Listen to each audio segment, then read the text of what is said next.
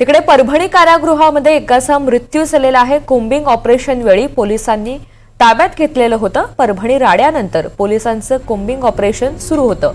ताब्यातील सोमनाथ सूर्यवंशी याचा मात्र आता मृत्यू झाल्याची माहिती समोर येते। हृदयविकाराच्या झटक्यानं मृत्यू झाल्याची प्राथमिक माहिती आहे।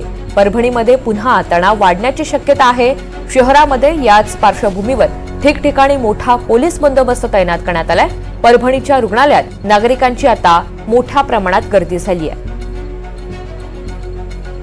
दरम्यान सूर्यवंशी याच्या मृत्यूची एसआयटी चौकशी व्हावी अशी मागणी आता आरपीआय गटाचे सचिन खरात यांनी केलेली आहे। परभणी प्रकरणामध्ये 35 वर्षीय युवक सोमनाथ सूर्यवंशी याचा न्यायालयीन कोठडीमध्ये मृत्यू झाल्याची बातमी समोर येत आहे। ही बातमी अत्यंत गंभीर आहे, धक्कादायक आहे। परंतु या कार्यकर्त्याचा कालच एमसीआर झाला होता।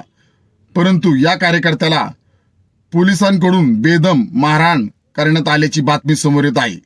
मग या कार्यकर्त्याला हॉस्पिटलमध्ये का नेले नाही असे प्रश्न उपस्थित होत आहे। त्यामुळे हा मृत्यू संशयास्पद आहे। Republican party of India Kharat पक्षातर्फे आम्ही महाराष्ट्र राज्याचे माननीय मुख्यमंत्री देवेंद्र फडणवीस आपणास मागणी करत आहे की या कार्यकर्त्याच्या मृत्यूची चौकशी तात्काळ एसआयटी मार्फत करण्यात यावी अशी मागणी Republican party of India Kharat पक्ष आपणास करत आहे।